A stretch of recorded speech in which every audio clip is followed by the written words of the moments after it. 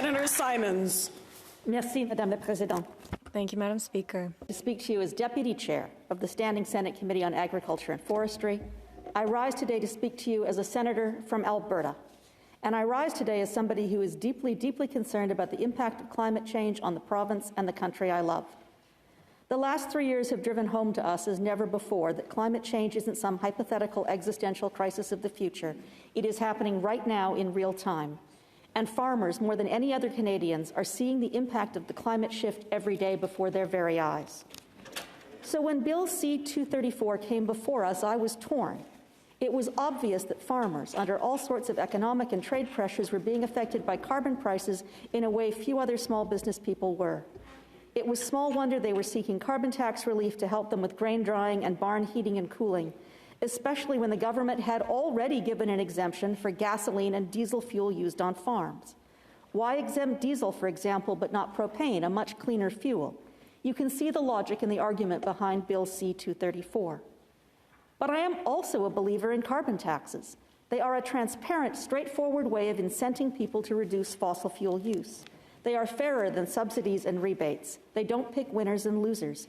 They send a clear price signal, a signal we all feel in our pocketbooks, and they change consumer behavior in a way no righteous lecture or PR campaign or Senate speech ever could. And so I came to our committee hearings on C-234 with an open mind. I had not yet decided whether I would support the bill nor any amendments to the bill. I just listened to the expert witnesses. And as Deputy Chair, I worked diligently to ensure that we had a balanced list of witnesses, not just farm lobby groups and environmentalists, but also independent academic and engineering experts. And I was grateful for the work that all the senators on the committee did to find those witnesses, since names were put forward by Senator Black, Senator Klein, Senator Dalphon, Senator Wu, Senator Wells, and by myself as well. I listened, just as I always try to do in my work as a journalist, without favor or prejudice. I asked tough questions without bias, trying best to understand the pros and the cons. And I came to a conclusion. An exemption for grain drying makes sense. If newly harvested wheat or corn isn't dried before storage, it runs the risk of rot and mold. We need to dry grain quickly and thoroughly.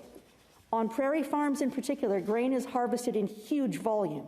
Grain dryers are a necessity, not every harvest, but during wet years, the ability to dry grain efficiently and completely is absolutely essential. And while grain dryer technology is improving, there are no viable market-ready options other than heaters fueled by natural gas and propane. Not now, and probably not 3 or 5 years from now. I was also mindful of the words of one of our academic expert witnesses, Dr. Nicholas Rivers, Associate Professor of Public and International Affairs at the University of Ottawa, who noted that the United States has not imposed such a carbon tax on its grain growers. Let me quote from some of his testimony. The Canadian carbon pricing policy offers rebates to large industrial emitters of traded goods like cement or steel manufacturers in order to counteract this competitiveness concern, he testified. Rebates to large emitters are based on output, like the amount of steel produced, while the carbon price is levied on emissions. This policy design ensures that large industrial emitters continue to face an incentive to reduce emissions, but are not placed at a disadvantage when competing internationally. However, he continued, many farms are not covered by industrial carbon pricing rebates. There are some exemptions to the carbon price for fuels used on farms, but these exemptions currently do not apply to fuel used for grain drying or for heating buildings. This means that grain farmers face the full carbon price on fuel used for grain drying and do not receive output-based rebates. However, like cement and steel, grains are an internationally traded commodity, and there are legitimate concerns that the carbon price puts Canadian grain farmers at a disadvantage relative to their international peers, end quote. Given that Dr. Rivers is a supporter of carbon taxes, I thought that argument was particularly objective and informative. So despite my concerns, indeed my fears about the climate crisis, and despite my opinion that carbon taxes are sound public policy, I began to see that an exemption for grain drying made sense.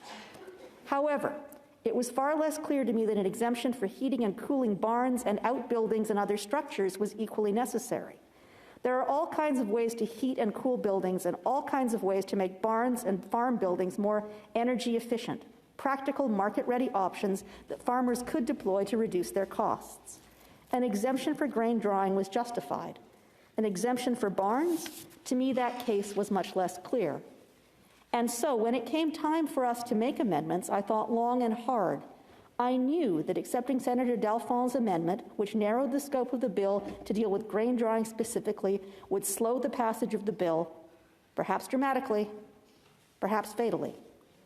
But it is not the job of the Senate to accept and pass private members' bills without study and possible revision. If anything, private members' bills require more thought and study because they don't always receive such scrutiny in the other place, where partisan politics can play more of a factor than they sometimes do here. Just because a private member's bill wins enough votes to pass in the other place doesn't mean we should rubber stamp it. We should hold it up to at least as much study and scrutiny as any government bill.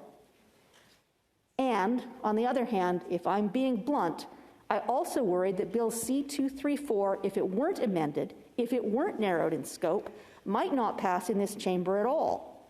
I know there are many senators here who are passionately and philosophically opposed to any carbon tax exemptions. Theirs is a principled position, and one which I might have shared had I not heard all the expert evidence about the conundrum of grain drying. I was worried that without the amendment, the bill might fail altogether. So when it came time to vote on the amendment, I made a difficult choice. I voted pragmatically in an effort to save the bill by amending it. After that, I voted against amendments that would have shortened the timing for the bill's 8-year sunset clause and which would have made it harder to renew the exemption when those 8 years were up. And because of the even split of the committee, and because my name comes near the end of the alphabet, I ended up being the swing voter each time. Of course, the operational definition of a compromise is that it leaves people on either side unhappy.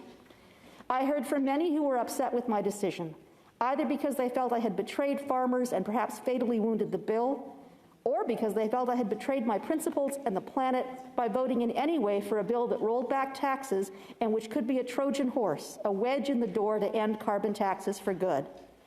But in the moment, I felt I had made the right decision, and I was prepared to defend it, meeting with several of the key farm lobby groups last week to explain my thinking and to hear their concerns. And I was fully prepared to stand by my decision until the news on Thursday, broken here in this chamber by Senator Housakis, of a special new carbon tax exemption announced by the government, one which gives rural and small-town residents a 3-year exemption on the carbon tax for heating oil. Now, this tax exemption has been described as a national program to benefit all Canadian households. That is a bit of sophistry. First of all, the exemption only applies in jurisdictions that are part of the federal backstop. According to Statistics Canada figures, in 2021, 40% of homes in Prince Edward Island relied on heating oil as their primary heating fuel. In Nova Scotia, it was 33%, and in Newfoundland and Labrador, it was about 17%. In New Brunswick, it's closer to 8%. Fewer than 10% of homes in Ontario rely on oil as their primary heat source. And in the prairies, well, in Alberta and Saskatchewan, the number is effectively 0, according to Statistics Canada. I don't mean to sound divisive and as if I'm pitting Canadians from some provinces against others. It's the exemption that's doing that, picking regional winners and losers and stirring up bad feelings across Confederation.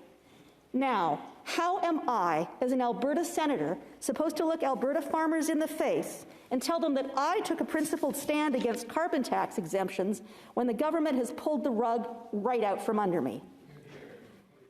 In the government backgrounder on this new policy, which comes under the headline, Lowering Energy Bills for Canadians Across the Country, we are told that the heating oil exemption will apply not just to heating homes, but to the heating of buildings and similar structures, so long as they are not involved in industrial heating or, incidentally, grain drying. It's also unclear whether this applies to small businesses. The initial press release mentions small businesses. I have been trying for days now to get an answer to that question without any success. But does this mean that farmers in Prince Edward Island and Nova Scotia could use exempted fuel to heat their barns and outbuildings, regardless of possible fire risk?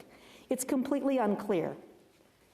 I want to say again that I support carbon taxes. They are a simple, straightforward, and transparent way to change human behavior, a market solution for a market problem.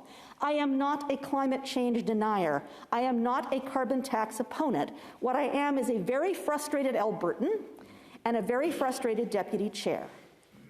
How can we support having bespoke tax breaks for one region and not another? How can we adopt a system of carve-outs that pits one region against another?